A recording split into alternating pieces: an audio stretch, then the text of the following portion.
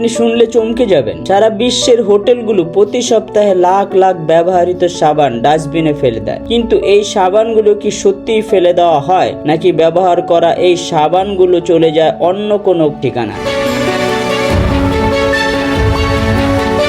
ফ্রান্সে ইউনিসোপ নামের একটি কোম্পানি ঠিক এই সাবানগুলো রিসাইকেল করার কাজটাই করছে। 2017 সাল থেকে তারা ফ্রান্সের প্রায় 350টি লোকেশন থেকে হোটেলের ব্যবহৃত সাবান সংগ্রহ করছে। কারখানায় আনার পর প্রথম কাজ হলো হোটেলের অতিথিদের ব্যবহার করা সাবানের উপরের স্তর বা ময়লা ফেলে দেওয়া হয়। শুরুতে তারা খুব সাধারণ পদ্ধতিতে কাজ করত। কারখানার কর্মীরা টেবিলের সঙ্গে আলু ছোলার পিলারের মতো ব্লেড লাগিয়ে রাখতেন। এই ব্লেড ছিল মারাত্মক ধারালো, তাই কর্মীদের আঙুল বাঁচাতে বিশেষ গ্লাভস পরে সেই ব্লেড দিয়ে ঘষে ঘষে সাবানের উপরের স্তরটা সেচে ফেলা হতো। কোম্পানিটার মতে এই শুধু উপরের স্তর সেচে ফেলাটাই সাবানটিকে জীবাণুমুক্ত করার জন্য যথেষ্ট। কিন্তু হাত দিয়ে এই কাজটা করা ছিল প্রচুর পরিশ্রমের, তাই কোম্পানির প্রতিষ্ঠাতা পলিন ইঞ্জিনিয়ারদের সঙ্গে মিলে এমন একটি প্রোটোটাইপ মেশিন বানিয়েছেন যা মানুষ এই হাড় ভাঙা খাটুনি অনেকটাই কমিয়ে দিয়েছে। কোম্পানিটি এই প্রোটোটাইপ মেশিনটি কিভাবে কাজ করে তা কাউকে দেখাতে রাজি হয়নি, তবে তারা সামনে এমন আরও মেশিন বানাতে পরিকল্পনা করছে।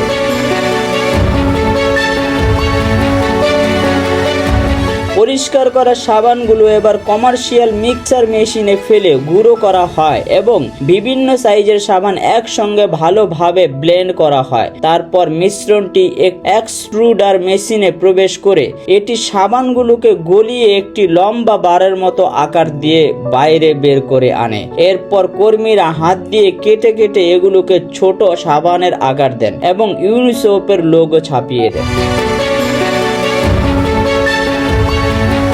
এভাবেই তারা প্রায় 10 মেট্রিক টন সাবান প্রসেস করেছে, যা ফ্রান্সের বিভিন্ন কমিউনিটি সেন্টারে দান করা হয়। ইউনিসেফ মূলত প্রতিবন্ধী তরুণদের কাজের সুযোগ করে দেওয়ার জন্য একটি সরকারি প্রোগ্রামের সঙ্গে যুক্ত হয়ে এই কাজগুলো করে থাকে। ফ্রান্সের ছোট কারখানার পর এবার চলুন আমেরিকার ফ্লোরিডায় অবস্থিত ক্লিন দ্য ওয়ার্ল্ড নামের একটি বিশাল মেগা ফ্যাক্টরিতে যাই। 2009 সালের এর সিইও সন সিপলার একটি মাত্র গাড়ি রাখার গ্যারেজে বসে আলো সোলার পিলার দিয়ে সাবান পরিষ্কার করার জন্য শুরু করেছিলেন। আর আজ তাদের কারখানায় আধুনিক সব মেশিনের সমন্বয়ে বিশাল অ্যাসেম্বলি লাইনে প্রতি ঘন্টায় হাজার হাজার সাবান প্রসেস করা হয়।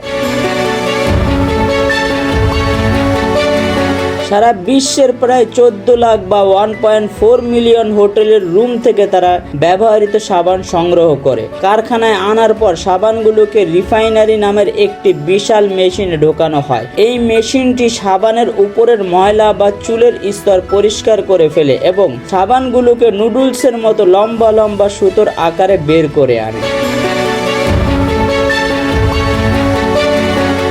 এরপর এই সাবানের নুডলসগুলোকে 7 থেকে 8 মিনিটের জন্য জল এবং ব্লিচের একটি দ্রব্যের সঙ্গে মিশিয়ে গরম করা হয়, যাতে এইগুলো পুরোপুরি জীবাণুমুক্ত বা স্যানিটাইজ হয়। জীবাণুমুক্ত হওয়ার পর কনভেয়ার বেল্টের মাধ্যমে মিশ্রণটি চূড়ান্ত রিফাইনারে পাঠানো হয়। এরপর এক্সট্রুডার মেশিন থেকে লম্বা লম্বা রোলের মতো সাবান বেরিয়ে আসে, যেগুলো অটোমেটিকভাবে কেটে কেটে নতুন ব্যক্তিগত সাবানের আকার দেওয়া হয়।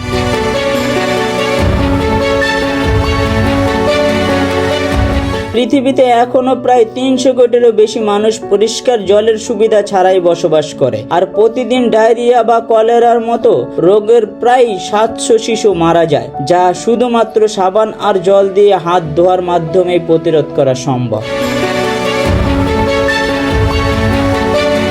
2009 সাল থেকে ক্লিন দ্য ওয়ার্ল্ড 7,30,00,000 বা 73 মিলিয়ন রিসাইকেল করা সাবান ঘানা, ফিলিপাইন এবং বাংলাদেশের মতো দেশগুলোকে অভাবী শিশুদের জন্য পাঠিয়েছে। তারা হোটেলগুলোকে নিয়মিত রিপোর্ট পাঠায়, যাতে হোটেলগুলো জানতে পারে তাদের দান করা সাবানের কারণে কতগুলো সাবান ডাস্টবিনে যাওয়া থেকে বেঁচে যায় এবং সারা বিশ্বের কত শিশু ও মায়ের হাতে এই সাবানগুলো পৌঁছেছে। তবে এই অভাবনীয় সাবান রিসাইকেলিং প্রসেসিংটি এখন একটি নতুন চ্যালেঞ্জের মুখে পড়েছে। 2019 সালে মেরিয়ট এবং আইএসজি এর মতো বিশ্বের বড় বড় হোটেল কোম্পানিগুলো একটি ঘোষণা দেয়। তারা জানায় যে তারা আর ছোট ছোট সাবান বাথরুমগুলোতে রাখবেন না, বরং এর বদলে বড় রিফিলেবল লিকুইড সাবানের ডিসপেন্সার ব্যবহার করবে।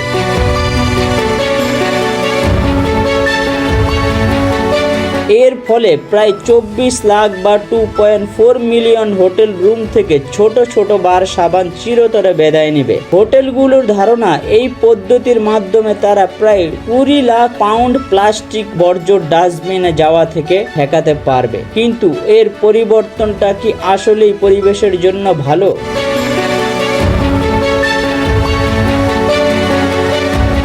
একটি গবেষণায় দেখা গেছে লিকুইড সাবানের তুলনায় কঠিন বার সাবান ব্যবহার করলে সাবানের অপচয় প্রায় 6 গুণ কম হয়। অর্থাৎ একটি বার সাবান অনেক দিন ধরে ব্যবহার করা যায় আর এর জন্য কোনো প্লাস্টিকের বোতলও দরকার হয় না।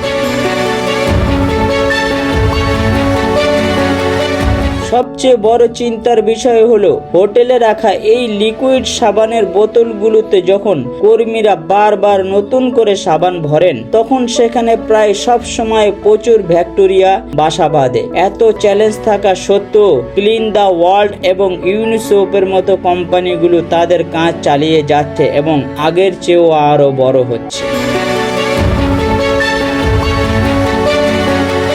তাদের এই বিশাল প্রোডাকশন প্রসেস এবং উদ্যোগের শুরু হয়েছিল শুধু একটা ছোট্ট প্রশ্ন থেকে: আমি চেক আউট করার পর আমার ব্যবহার করা এই সাবানটার কি হয়? তাই পরের বার যখন কোনো হোটেলে থাকবেন, তখন তাদের জিজ্ঞাসা করতে পারেন আপনাদের ফেলে দেওয়া ব্যবহৃত সাবানগুলো দিয়ে তারা কি করে। আজকের এই সাবান রিসাইকেলিং কারখানার প্রোডাকশন প্রসেস আপনাদের কেমন লাগলো?